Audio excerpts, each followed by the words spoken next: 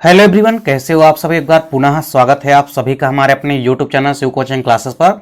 उम्मीद करते हैं दोस्तों आप सभी मस्त होंगे, बेहतर होंगे, आप सभी की पढ़ाई भी अच्छे से चल रही होगी।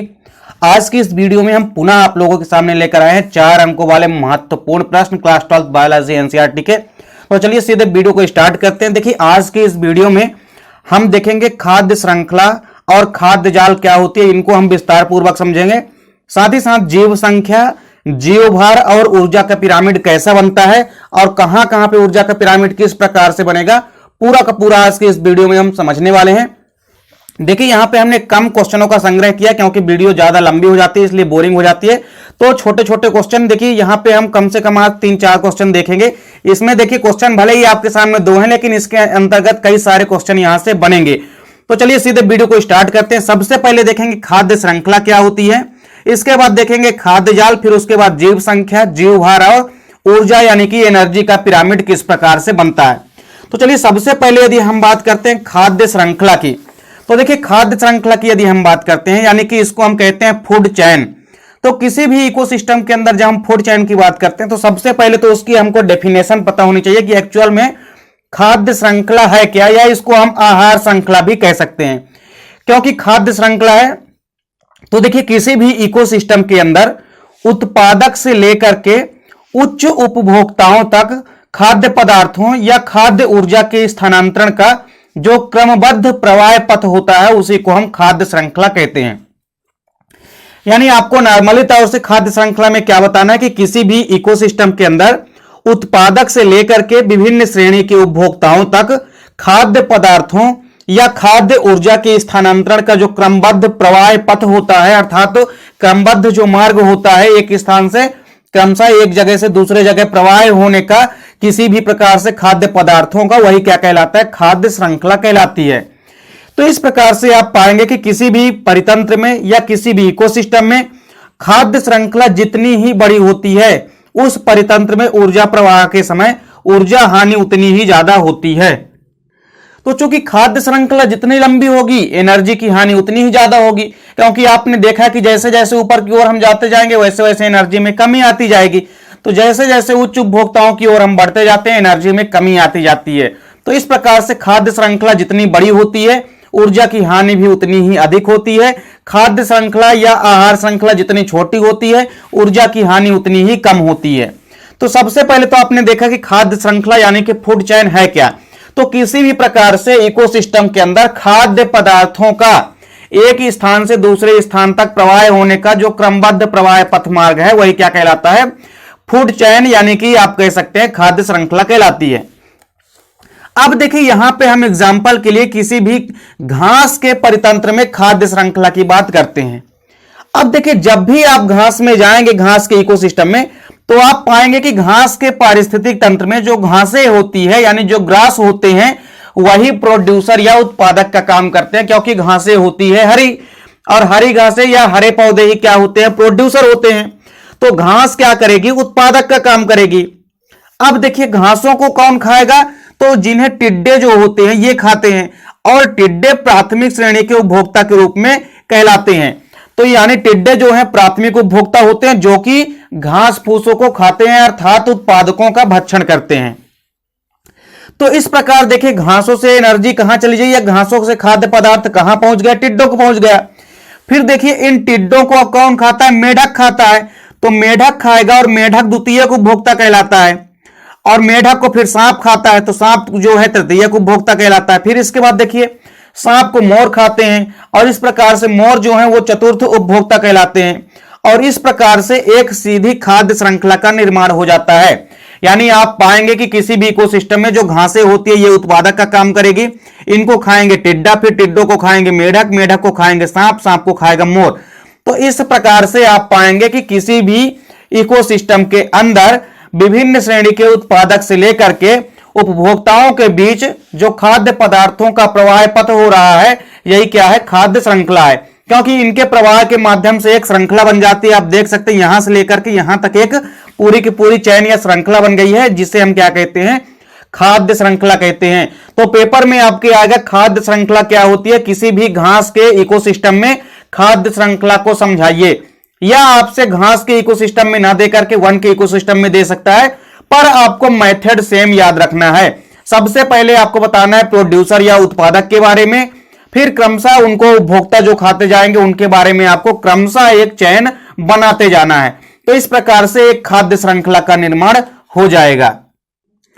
इसके बाद देखिए किसी भी वन परितंत्र में यदि आपसे खाद्य श्रृंखला पूछे तो सेम आपको उसी प्रकार बताना है कि किसी भी वन परितंत्र में जो पादप होते हैं या जो पेड़ पौधे होते हैं ये प्रोड्यूसर या उत्पादक का काम करते हैं। इनको हिरण खाती है जो कि प्राथमिक उपभोक्ता कहलाती है। फिर हिरण को कौन खाएगा? भेड़िया खाएगा, भेड़िया द्वितीयक उपभोक्ता कहलाता है, और भेड़िया को शेर खाता है जो कि तृतीयक उपभोक्ता के अंतर्गत आता है। तो इस प्रकार से आप पाएंगे कि पादपों यानी कि उत्पादकों से लेकर के विभिन्न श्रेणी के उपभोक्ताओं तक एक यहां पे पाएंगे आपकी एक यहां पे चैन बन जाती है जिसे हम क्या कहते हैं? फूड चैन कहते हैं। तो आप किसी भी वन परितंत्र में भी खाद्य श्रृंखला कैसे बनती है ये भी आप बता सकते हैं आसानी से। इसके बाद जल्दी से समझ लेते हैं खाद्य श्रृंखला के प्रकार। देखिए खाद्य श्रृंखला बेसिकली 3 प्रकार की होती है। पहली होती है प्रीडेटर फूड चैन यानी कि परभक्षी खाद्य श्रृंखला। तो जैसा कि नाम से स्पष्ट है कि परभक्षी खाद्य श्रृंखला मतलब यह श्रृंखला जो है बेसिकली आप ऐसा कह सकते हैं कि हरे पौधों से प्रारंभ होती है और मांसाहारी जंतुओं से होती हुई सर्वोच्च मांसाहारी जंतुओं या सर्वोच्च उपभोक्ताओं पर समाप्त होती है। तो इस प्रकार की जो खाद्य श्रृंखला होती है बेसिकली सौर ऊर्जा पर आधारित होती है और यह हरे पौधों से प्रारंभ होती है जो कि मांसाहारी जंतुओं से होती हुई सर्वोच्च मांसाहारी जंतुओं पर समाप्त होती है। अतः छोटे जीवों से प्रारंभ होकर के यह बड़े जीवों तक समाप्त हो जाती है। अर्थात आप ये कह सकते हैं कि जो परभक्षी खाद्य श्रृंखला होती है यह छोटे जीवों से प्रारंभ होती है और बड़े जीवों पर जाकर के समाप्त होती है। इसके एग्जाम्पल आप देख सकते हैं जैसे घास के स्थलीय खाद्य श्रृंखला। तो घास में जो स्थलीय खाद्य श्रृंखला इसमें आप पाएंगे कि जो घासें होती है ये उत्पादक का काम करेगी। तो जैसा कि हमने आपको पहले ही कहा कि यह जो श्रृंखला है यह जो खाद्य श्रृंखला है परभक्षी खाद्य श्रृंखला यह हरे पौधों से प्रारंभ होती है। तो हरे पौधे हो गए घास, अब घासों से यह प्रारंभ होगी। घास को किसने खाया? खरगोश ने खाया। खरगोश को फिर खाया लोमड़ी ने और लोमड़ी को खाया शेर ने। तो इस प्रकार घासें हो गए उत्पादक। फिर उत्पादकों से देखिए यहां पे फिर अब घास को खाया खरगोश, तो खरगोश जो हो गए तो छोटे जीव हो गए और क्रमशः ये जो है तो देखिए शेर पे जाके समाप्त हो रही है। अर्थात यह श्रृंखला जो है छोटे जीवों से प्रारंभ होती है और बड़े जीवों पर जाकर के समाप्त होती है। तो आपको याद रखना है कि यदि किसी भी प्रकार से परभक्षी खाद्य श्रृंखला का एग्जाम्पल पूछे तो आपको बताना है कि परभक्षी खाद्य श्रृंखला में ऐसी खाद्य श्रृंखला होती है जो हरे जीवों से प्रारंभ होती है और मांसाहारी जंतुओं से होती हुई सर्वोच्च मांसाहारी जंतुओं पर समाप्त होती है। अर्थात आप ऐसा भी कह सकते हैं कि यह श्रृंखला छोटे जीवों से प्रारंभ होती है और बड़े जीवों पर जाकर के समाप्त हो जाती है। दूसरा देखिए खाद्य श्रृंखला का प्रकार है परजीवी खाद्य श्रृंखला यानी पैरासिटिक फूड चैन। देखिए पैरासिटिक फूड चैन में आपको याद रखना है कि यह श्रृंखला बेसिकली बड़े जीवों से प्रारंभ होती है और छोटे जीवों यानी कि परजीवियों पर जाकर के समाप्त होती है। जैसे आप पाएंगे कि जो वृक्ष होते हैं, अब वृक्ष पर कौन आश्रित होते हैं? पक्षियां आश्रित होती है और फिर उन पक्षियों पर परजीवी यानी कि पैरासिटिक जो है आश्रित होते हैं। उसी प्रकार जड़े पर देखिए छोटे छोटे निमिटोड आश्रित होते हैं और फिर उन निमिटोड पर जीवाणु या बैक्टीरिया आश्रित होते हैं। तो इस प्रकार से यह देखिए वृक्षों की संख्या क्या है, वृक्षों की साइज क्या है? बड़ी है। तो यह बड़े जीवों से प्रारंभ होती है और फिर छोटे जीवों पर जाकर के यानी परजीवियों पर जाकर के समाप्त होती है। तो यह श्रृंखला जड़ों से स्टार्ट हुई, जीवाणुओं पर जाकर समाप्त हुई। अब जीवाणु क्या होते हैं? पैरासिटिक होते हैं। उसी प्रकार वृक्ष से यह श्रृंखला स्टार्ट हुई और परजीवियों पर जाकर के समाप्त हुई। तो इस प्रकार से आप पाएंगे कि जो परजीवी खाद्य श्रृंखला होती है यह श्रृंखला बड़े जीवों से प्रारंभ होती है और परजीवियों पर जाकर के समाप्त होती है। इसके बाद देखिए तीसरा प्रकार है मृतोपजीवी खाद्य श्रृंखला। तो इसमें आप पाएंगे कि यह खाद्य श्रृंखला बेसिकली सड़े गले मृत कार्बनिक पदार्थों से प्रारंभ होती है तथा सूक्ष्म जीवों की ओर चलती रहती है। यानी इसमें आप पाएंगे कि जैसे मृत मैग्रोव पत्तियां, जो मैग्रोव पादप होते हैं, जैसे उनकी पत्तियां गिर करके जब मृत अवस्था में हो जाती हैं उन पर जीवाणु या कवक जो है उसका भक्षण करते हैं। फिर उन जीवाणुओं कवक का भक्षण जो है मोलस्कन व कुछ केकड़े व कुछ क्रस्टेशियन लार्वा इनका भक्षण करते हैं। तो क्रमशः आप क्या देख रहे हैं कि यह खाद्य श्रृंखला सड़े गले पदार्थों से स्टार्ट होती है और सूक्ष्म जीवों की ओर चलती है या सूक्ष्म जीवों पर जाकर के समाप्त होती है। ऐसी खाद्य श्रृंखला को हम मृतोपजीवी खाद्य श्रृंखला या सैप्रोफिटिक फूड चैन कहते हैं। इसके बाद देखिए हम बात करते हैं खाद्य जाल की, जो कि काफी इंपॉर्टेंट है। खाद्य जाल यानी कि फूड वेव। तो देखिए पारिस्थितिक तंत्र में अनेक खाद्य श्रृंखलाएं एक दूसरे के साथ संबंधित होती है और एक जाल बनाती हैं जिसे हम खाद्य जाल कहते हैं। तो कुल मिलाकर के आपको याद रखना है कि कई सारी इकोसिस्टम के अंदर उपस्थित जो खाद्य श्रृंखलाएं होती है ये आपस में मिलकर के एक जाल का निर्माण करती हैं, जिन्हें हम खाद्य जाल या फूड वेब कहते हैं। फॉर एग्जाम्पल जैसे आप देख सकते हैं, जब भी हम किसी घास के इकोसिस्टम की बात करते हैं तो उनमें जो पौधा होता है, पौधों को चूहे भी खाते हैं और खरगोश भी खाते हैं।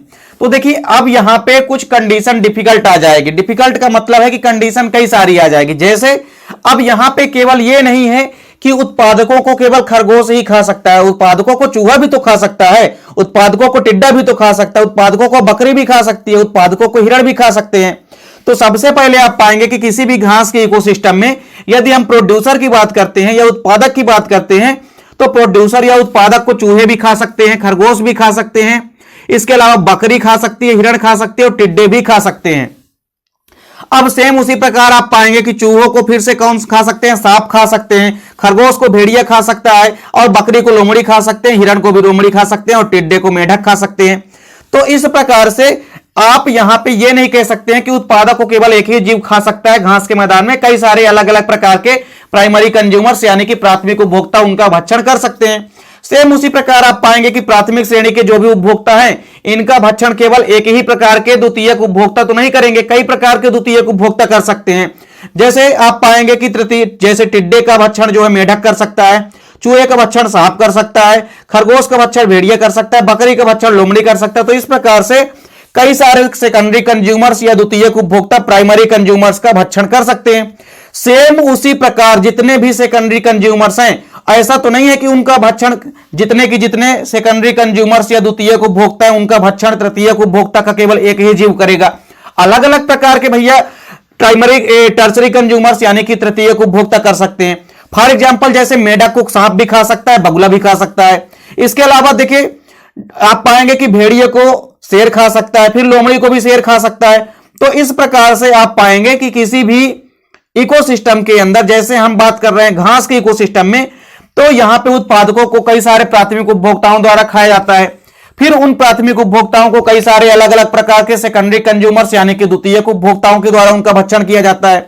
फिर उसी प्रकार द्वितीयक उपभोक्ताओं के द्वारा क्रमशः आप पाएंगे कि तृतीयक उपभोक्ता द्वारा उनका भक्षण किया जाता है। तो इस प्रकार से आप पाएंगे कि कई सारी खाद्य श्रृंखलाओं का निर्माण हो जाता है और ये सारी खाद्य श्रृंखलाएं आपस में मिलकर के एक जाल रूपी संरचना बना लेती हैं, जिन्हें हम कहते हैं खाद्य जाल। अब आप यहां पे समझेंगे खाद्य जाल डायग्राम के माध्यम से। जैसे हमारे पास यहां पे किसी भी घास, यहां पे देखिए घास का मैदान है जिसमें जो घासें होती है बेसिकली ये उत्पादक या प्रोड्यूसर होते हैं। अब आप पाएंगे कि इन घासों का जो भक्षण है टिड्डा भी कर सकता है, चूहा भी कर सकता है, खरगोश भी कर सकता है, हिरण भी कर सकती है और बकरी भी कर सकते हैं। तो बकरी और हिरण भी कर सकती हैं। अब देखिए टिड्डा, चूहा, खरगोश, बकरी और हिरण ये सभी के सभी पीसी यानी कि प्राइमरी कंज्यूमर्स कहला गए, अर्थात प्राथमिक उपभोक्ता कहला गए। अब प्राथमिक उपभोक्ताओं का भक्षण कौन करेंगे? देखिए टिड्डे का भक्षण जैसे मेढक कर लिया, चूहे का भक्षण मान लीजिए सांप कर लिया, खरगोश का भक्षण भेड़िया कर लिया, बकरी का भक्षण लोमड़ी कर लिया और हिरण का भक्षण भी लोमड़ी कर लिया। तो इस प्रकार से आप पाएंगे कि मेढक, भेड़िया और लोमड़ी ये सभी के सभी क्या हो गए? सेकेंडरी कंज्यूमर्स हो गए। फिर इसके बाद आप पाएंगे कि जैसे मेढक का भक्षण किसने किया? बगुले ने कर लिया, सांप ने भी कर लिया। चूहे का भक्षण सांप ने कर लिया, उल्लू भी कर लिया। खरगोश का भक्षण भेड़िया कर लिया और भेड़िया का भक्षण फिर किसने कर लिया? शेर कर लिया। उसी प्रकार लोमड़ी का भक्षण किसने कर लिया? शेर कर लिया। तो इस प्रकार से आप पाएंगे कि तृतीयक उपभोक्ता के जीव फिर द्वितीयक उपभोक्ताओं का भक्षण कर लिए। तो इस प्रकार आपस में यहां पे आपको कितनी सारी खाद्य श्रृंखला दिखाई दे रही है। एक खाद्य श्रृंखला तो देखिए ये बन गई कि उत्पादकों को खाया किसने? टिड्डों ने। तो यहां पे आप देख सकते हैं कि जैसे यहां पे देखिए उत्पादकों को किसने खाया? टिड्डे ने। टिड्डे को खाया मेढक ने। फिर मेढक को देखिए किसने खाया? सांप ने खाया और बगुले ने खाया। और फिर बगुले को मान लीजिए किसने खा लिया? शेर ने खा लिया। तो इस प्रकार से आप पाएंगे कि ये तो एक खाद्य श्रृंखला बन गई। उसी प्रकार दूसरी खाद्य श्रृंखला देखिए किस प्रकार बन गई कि घासों को खाया चूहे ने, चूहे को खाया सांप ने, सांप को खाया बाज ने। तो ये एक दूसरी खाद्य श्रृंखला बन गई। फिर तीसरी खाद्य श्रृंखला देखिए कैसी बन गई? उत्पादक यानी कि घासों को खाया खरगोश ने, खरगोश को खाया भेड़िए ने, भेड़िए को खाया शेर ने। तो ये तीसरी खाद्य श्रृंखला बन गई। चौथी खाद्य श्रृंखला आप यहां पे देखिए उत्पादकों को खाया बकरी ने, बकरी को खाया लोमड़ी ने, लोमड़ी को खाया शेर ने। तो ये चौथी खाद्य श्रृंखला बन गई। एक पांचवी खाद्य श्रृंखला बन गई देखिए उत्पादकों को खाया हिरण ने, हिरण को खाया लोमड़ी ने और लोमड़ी को खाया शेर ने। तो इस प्रकार से 5 खाद्य श्रृंखलाएं बन गई। अब जब पांचों खाद्य श्रृंखलाएं आपस में मिल रही है तो आपको एक जाल के समान तो संरचना नजर ही आ रही है। तो यही तो क्या है, खाद्य जाल है। तो इस प्रकार से आप किसी प्रकार से वनों में भी बना सकते हैं, घास के मैदान में भी बना सकते हैं। तो कई प्रकार से खाद्य श्रृंखलाएं आपको मिल करके एक खाद्य जाल का निर्माण बनाती है। तो इस प्रकार से आपको समझ में आ गया होगा कि खाद्य जाल यानी कि फूड वेब क्या होता है। अब इसके बाद देखिए हम देखते हैं पिरामिड। पिरामिड में आप पाएंगे कि सबसे पहले जो होता है वो जीव संख्या का पिरामिड, इसके बाद जीव भार का पिरामिड और ऊर्जा का पिरामिड। तो मुख्य रूप से 3 ही प्रकार के पिरामिड होते हैं। इकोलॉजिकल पिरामिड, जिनको कि हमको पढ़ना है, और डेफिनेट रूप से आप मान के चलिए कि पिरामिड से संबंधित कई सारे क्वेश्चन आपको एग्जाम में देखने को मिलेंगे। यदि क्वेश्चन नहीं आया तो वस्तुनिष्ठ में आपको 2 से 4 नंबर ये दे के जाएगा। तो पिरामिड एक ऐसा टॉपिक है जिसको आपको अच्छे से तैयार करना है। सबसे पहले यदि हम बात करें जीव संख्या की पिरामिड यानी कि पिरामिड ऑफ नंबर्स, तो जाहिर सी बात है कि जैसा कि नाम से स्पष्ट है कि जीव संख्या का पिरामिड अर्थात जीवों की संख्या का पिरामिड। तो इसमें आपको देखिए एक ऐसा पिरामिड मिलेगा जिसके द्वारा किसी भी इकोसिस्टम के अंदर उत्पादकों एवं विभिन्न श्रेणी के उपभोक्ताओं की संख्या के संबंधों के बारे में बोध होता है। अर्थात कहने का मतलब यह है कि कोई भी ऐसा पिरामिड जिसके द्वारा किसी भी इकोसिस्टम में उत्पादकों यानी कि प्रोड्यूसर एवं विभिन्न श्रेणी के उपभोक्ताओं की संख्या के संबंधों के बारे में बोध होता है, उसे हम जीव संख्या का पिरामिड कहते हैं। जीव संख्या के पिरामिड से संबंधित क्वेश्चन आपके एग्जाम में कुछ इस प्रकार से पूछे जाएंगे, जैसे किसी भी तालाब में जीव संख्या का पिरामिड बताइए। इसके बाद आपसे पूछेगा कि किसी भी घास के मैदान में जीव संख्या का पिरामिड बनाइए, या किसी भी वन परितंत्र में जीव संख्या का पिरामिड बनाइए। तो सबसे पहले तो यहां पे हम देखेंगे कि किसी भी तालाब में जीव संख्या का पिरामिड कैसा बनता है। तो देखिए, जब भी हम बात करते हैं किसी भी तालाब की, या आप झील ले सकते हैं या आप किसी भी जलीय परितंत्र ले सकते हैं। तो तालाब या जलीय परितंत्र में आप जब जाएंगे तो देखिए तालाब का जो पिरामिड जब हम बनाते हैं तो हमें ज्ञात होता है कि तालाबों में पाए जाने वाले जो प्रोड्यूसर होते हैं अर्थात जैसे डाइटम्स हो गए, इनके अलावा जो प्लवक हो गए तथा कुछ एल्गी हो गए, इनका आकार तो क्रमशः छोटा होता है परंतु इनकी संख्या अधिक होती है, अतः ये पिरामिड का चौड़ा आधार बनाते हैं। जैसे जैसे देखिए हम ऊपर की ओर बढ़ते हैं, उपभोक्ताओं की विभिन्न श्रेणियों अथवा पोषक स्तरों में पाए जाने वाले जीवों की व्यक्तिगत संख्या में कमी आती जाती है। परिणाम स्वरूप सीधा और त्रिभुजाकार पिरामिड बनता है। आप अपने माइंड में एक चीज बिठा के रखिए कि आपको सबसे पहले यह पता करना है कि पिरामिड उल्टा बनेगा कि सीधा, और उसका एक ही फंडा है, आपको मात्र प्रोड्यूसर या उत्पादकों पर ध्यान देना है। अब जैसे आप जीव संख्या का पिरामिड बना रहे हैं तो आप तालाब के परितंत्र में बना रहे हैं, यानी तालाब के इकोसिस्टम में बना रहे हैं जीव संख्या का पिरामिड। तो सबसे पहले आपको तालाब में उत्पादकों की संख्या देख लेनी है। अब उत्पादकों की संख्या यदि ज्यादा है तो आपको सीधे मान के चलना पिरामिड क्या बनेगा, सीधा बनेगा। क्यों? क्योंकि जब उत्पादकों की संख्या होगी ज्यादा तो पिरामिड का बेस होगा चौड़ा। अब जब पिरामिड का बेस होगा चौड़ा तो पिरामिड बनेगा सीधा। क्योंकि जैसे जैसे आप ऊपर की ओर जाते जाएंगे वैसे वैसे आप पाएंगे कि पिरामिड का जो ऊपरी भाग है वो धीरे धीरे क्रमशः क्या होता जाएगा, सकरा होता जाता है। क्यों? क्योंकि विभिन्न श्रेणी के उपभोक्ताओं की संख्या में कमी आती जाती है। तो प्रोड्यूसर की संख्या जो है भले ही छोटी होती है लेकिन इनकी संख्या जो है काफी ज्यादा मात्रा में होती है। तो जब भी आप पाएंगे कि जीव संख्या का पिरामिड बनाना है वो भी तालाब में, तो तालाब में आपको याद रखना है कि उत्पादकों की संख्या ज्यादा होती है तो पिरामिड का बेस बनेगा चौड़ा और पिरामिड जो है बनेगा कैसा, सीधा। तो यदि आपसे पूछे कि किसी भी तालाब में जीव संख्या की बात हो रही है तो जीव संख्या का पिरामिड हमेशा तालाब में या किसी भी जलीय परितंत्र में सीधा बनेगा। इसके विपरीत जब आप जाएंगे कहां, जब आप पहुंचेंगे जीव भार के पिरामिड में तो सेम इसका अपोजिट हो जाएगा। कहने का मतलब है कि जहां पिरामिड अभी आपको सीधा दिखाई दे रहा है वहां पिरामिड आपको उल्टा दिखाई देने लगेगा। अर्थात जब भी बात आएगी झील के परितंत्र की, तालाब के इकोसिस्टम की, वहां पर आप पाएंगे कि पिरामिड कैसा बनेगा, जीव भार का उल्टा। क्योंकि जीव संख्या का पिरामिड क्या बन रहा है, सीधा। तो जीव संख्या मतलब जीवों की संख्या यहां पर भले ही ज्यादा है लेकिन जब आप जीव भार की बात करेंगे तो उनकी भार ज्यादा हो जाएगी उत्पादकों का। तो उत्पादकों का भार यदि ज्यादा होगा तो पिरामिड कैसा बनेगा, सीधा बनेगा। यदि उत्पादकों का भार कैसा बनेगा, हल्का होगा, यानी उत्पादकों का भार यदि कम होगा तो पिरामिड उल्टा बनेगा। तो इस प्रकार से आपको तालाब में याद रखना है कि किसी भी तालाब में उत्पादकों की संख्या होती है ज्यादा, जिस कारण से उत्पादकों का बेस जो है ज्यादा होता है, चौड़ा होता है। इस प्रकार से पिरामिड हमेशा सीधा बनता है। तो किसी भी तालाब परितंत्र में या किसी भी जलीय परितंत्र में जीव संख्या का पिरामिड हमेशा सीधा बनता है। यह चीज आपको माइंड में बिठा के चलनी है। जैसे आप देख सकते हैं यहां पे कि जो डाइटम्स होते हैं, फाइटोप्लैंक्टन्स होते हैं या प्लवक होते हैं, शैवाल होते हैं, इनकी संख्या होती है ज्यादा और ये कहलाते हैं प्रोड्यूसर। फिर क्रमशः जैसे आप ऊपर आएंगे प्राइमरी कंज्यूमर्स में इनकी संख्या होती जाएगी कमी, उसी प्रकार सेकेंडरी कंज्यूमर्स में संख्या और कम हो जाएगी और टर्सरी कंज्यूमर्स में आप पाएंगे जो कि कार्निवोर्स होंगे, इनकी संख्या हो जाएगी और कम। तो इस प्रकार से प्रोड्यूसर या उत्पादकों की संख्या है ज्यादा, पिरामिड का बेस बन रहा है चौड़ा, इसलिए पिरामिड बनेगा सीधा यानी कि स्ट्रेट बनेगा। अब इसके बाद देखिए किसी भी वन के परितंत्र में जीव संख्या का पिरामिड कैसा बनेगा, यानी किसी भी वन के इकोसिस्टम में जीव संख्या का पिरामिड कैसा बनता है। तो देखिए वन के इकोसिस्टम की यदि हम बात करते हैं तो जब हम किसी भी वन में इकोसिस्टम में जीव संख्या का पिरामिड बनाते हैं तो हमें उल्टा पिरामिड प्राप्त होता है। क्यों? क्योंकि जब भी बात आएगी वनों में तो देखिए वनों में जो वृक्ष होते हैं इनकी संख्या क्या होती है, कम होती है, परंतु इन पर आश्रित जो उपभोक्ताएं होते हैं उनका आकार तो छोटा होता है परंतु संख्या जो है अधिक होती है।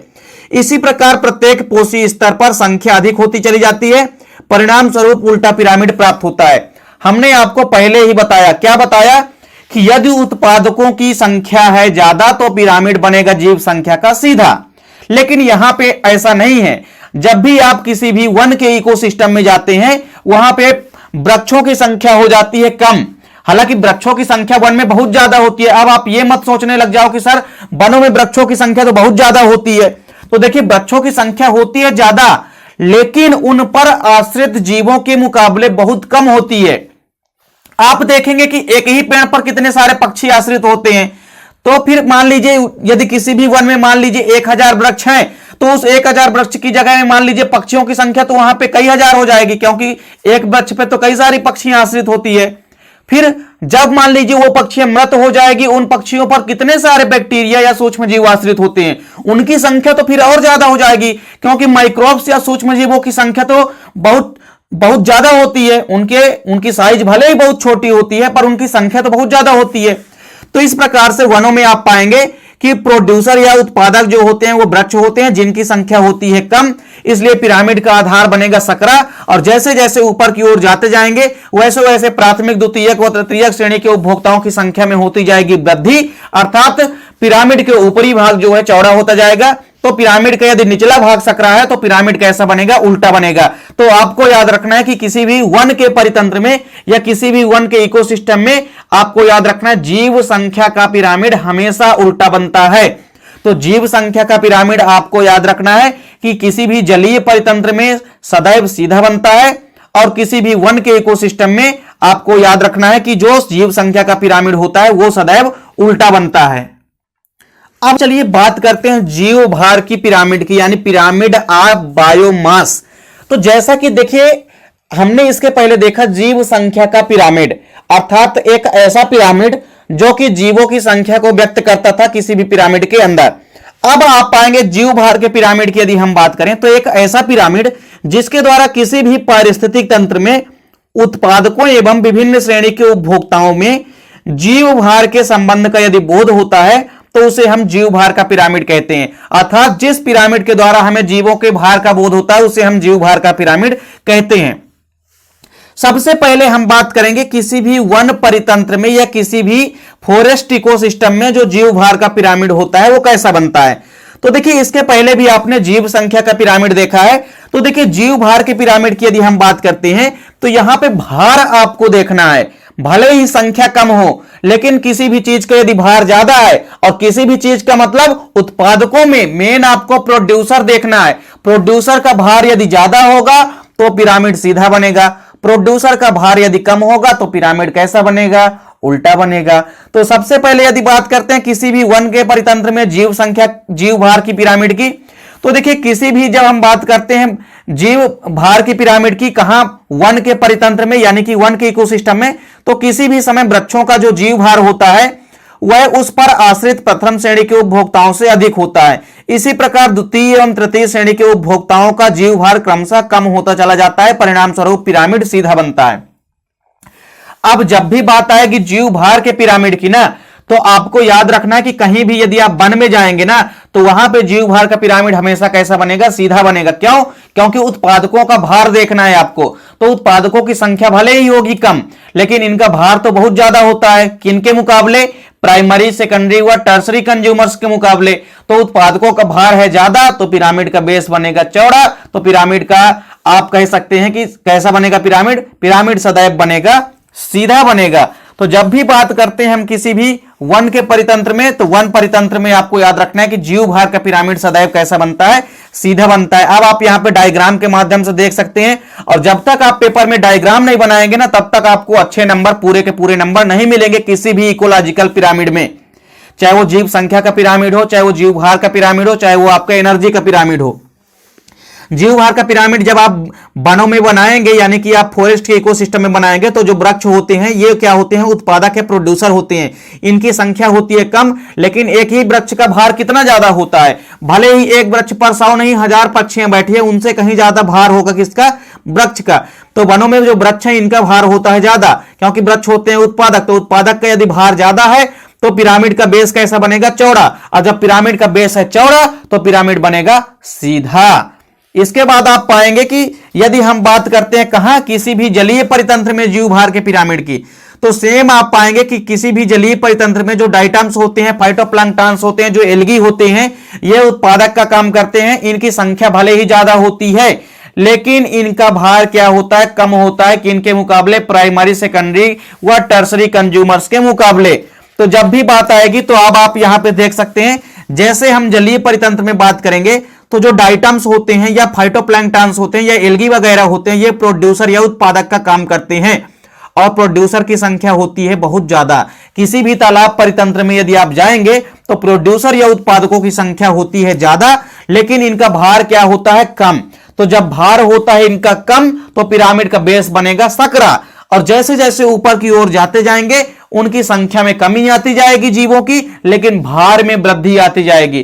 तो आप पाएंगे कि जो सेकेंडरी कंज्यूमर्स हैं, इनमें यदि आप पहुंचेंगे तो भार में और ज्यादा वृद्धि हो चुकी होगी। जैसे बड़ी मछलियां, इनकी संख्या भले ही कम होगी किसी भी जलीय परितंत्र के अंदर, लेकिन यदि भार की आप बात करेंगे तो बहुत ज्यादा होगा। तो इस प्रकार से आप पाएंगे कि किसी भी जलीय परितंत्र में या तालाब के इकोसिस्टम में जीव भार का पिरामिड सदैव उल्टा बनता है।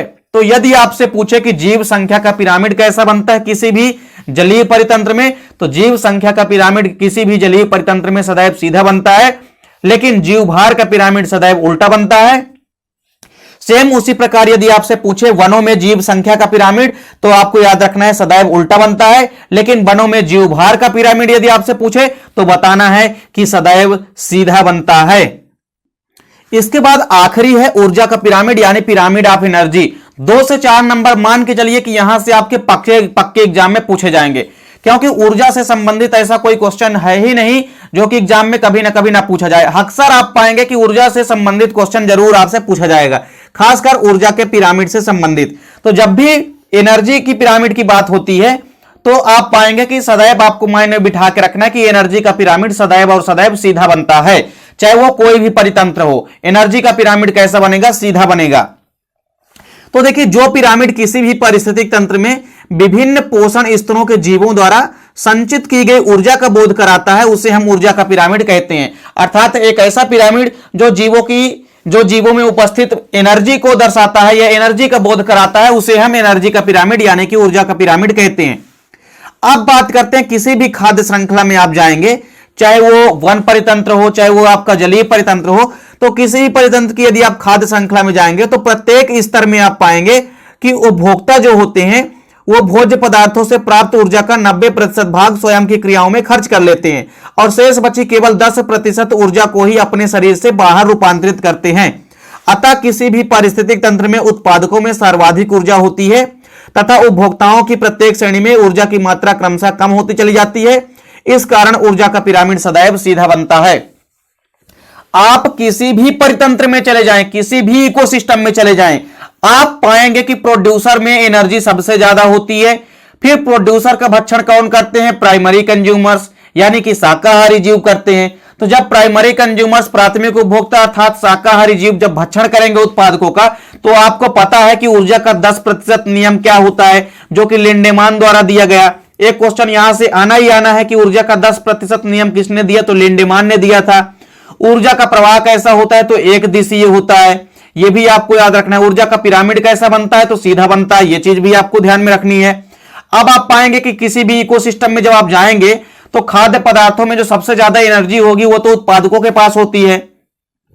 फिर जब प्राथमिक श्रेणी के उपभोक्ता इनका भक्षण करेंगे तो इनको 10% एनर्जी ही मिलेगी, क्योंकि 90% एनर्जी जो है उत्पादक स्वयं के जैविक क्रियाओं में खर्च कर लेंगे। उसी प्रकार प्राथमिक उपभोक्ता प्राप्त एनर्जी का 90% भाग स्वयं के क्रियाओं में खर्च कर लेते हैं, बाकी जो शेष बची एनर्जी है उसको अगले श्रेणी के उपभोक्ताओं में ट्रांसफर कर देते हैं। तो इस प्रकार से किसी भी इकोसिस्टम में एनर्जी का यह क्रम चलता रहता है और 10% ही एनर्जी दूसरे जीवों को मिल पाती है, अर्थात दूसरे पोषक स्तर को मिल पाती है। बाकी की 90% एनर्जी हर स्तर में लॉस होती चली जाती है। तो इस प्रकार से आप पाएंगे कि किसी भी इकोसिस्टम के अंदर जो उत्पादक या प्रोड्यूसर होते हैं उनमें एनर्जी सबसे ज्यादा होती है। इसलिए प्रोड्यूसर या उत्पादक का पिरामिड सदैव नीचे का जो बेस है वो हमेशा चौड़ा बनेगा और क्रमशः जैसे जैसे ऊपर जाते हैं एनर्जी में कमी आती जाती है। इस कारण से जैसे जैसे पिरामिड से आप ऊपर जाएंगे पिरामिड में, तो उसका आकार, उसका भाग जो है सकरा होता जाएगा, यानी ऊपरी भाग क्रमशः सकरा होता चले जाएगा। जैसा कि आप डायग्राम में भी देख सकते हैं, उत्पादक जो होते हैं वो हरे पौधे या घास वगैरह होते हैं जिनके पास एनर्जी सबसे ज्यादा होगी, इसलिए इनका पिरामिड का बेस आप देख सकते हैं चौड़ा है। फिर जब आप प्राइमरी कंज्यूमर्स या प्राथमिक उपभोक्ता में जाएंगे अर्थात शाकाहारी जीवों के पास जाएंगे, तो आप पाएंगे कि इनमें ऊर्जा थोड़ा और कम बचती है, इसलिए इनके पिरामिड का जो बेस है वो क्रमशः और सकरा हो जाएगा। और जैसे जैसे आप सेकेंडरी कंज्यूमर्स यानी कि मांसाहारी जीवों में पहुंचेंगे वैसे वैसे पिरामिड का जो बेस है वो और क्रमशः सकरा होता चला जाता है। तो इस प्रकार से आप किसी भी इकोसिस्टम में यदि ऊर्जा के पिरामिड की बात आती है तो ऊर्जा का पिरामिड सदैव सीधा बनता है, चाहे वो किसी भी प्रकार का इकोसिस्टम हो, चाहे वो घास का इकोसिस्टम हो, चाहे वो कोई भी जलीय परितंत्र का इकोसिस्टम हो, चाहे वो किसी भी प्रकार से वन या फॉरेस्ट प्रकार का इकोसिस्टम हो, वहां पर एनर्जी का पिरामिड सदैव सीधा बनता है। तो आपको याद रखना है एनर्जी का पिरामिड सदैव सीधा बनता है चाहे वो कोई भी इकोसिस्टम हो, क्योंकि उत्पादकों का आप पाएंगे कि उत्पादकों के अंदर एनर्जी होती है सबसे ज्यादा, इसलिए उत्पादकों का जो पिरामिड का बेस होगा वो बनता है चौड़ा और क्रमशः जैसे जैसे ऊपर की ओर जाते जाएंगे वैसे वैसे एनर्जी में कमी आती जाती है, इसलिए ऊपर की ओर क्रमशः पिरामिड सकरा होता जाता है, अर्थात पिरामिड कैसा बनेगा, सदैव सीधा बनता है। तो इस प्रकार से जीव संख्या, जीव भार और एनर्जी का पिरामिड, तीनों पिरामिड में से कोई ना कोई क्वेश्चन डेफिनेट रूप से 4 नंबर में आपके एग्जाम में पूछे जाते हैं। उम्मीद करता हूं दोस्तों वीडियो पसंद आई होगी। दोस्तों वीडियो अच्छी लगे तो लाइक और कमेंट जरूर कीजिए, साथ ही साथ दोस्तों के बीच ज्यादा से ज्यादा वीडियो को शेयर कीजिए। चैनल पे यदि नए हैं तो चैनल को सब्सक्राइब अवश्य कर लें। मिलते हैं दोस्तों नेक्स्ट वीडियो में, तब तक के लिए जय हिंद, वंदे मातरम।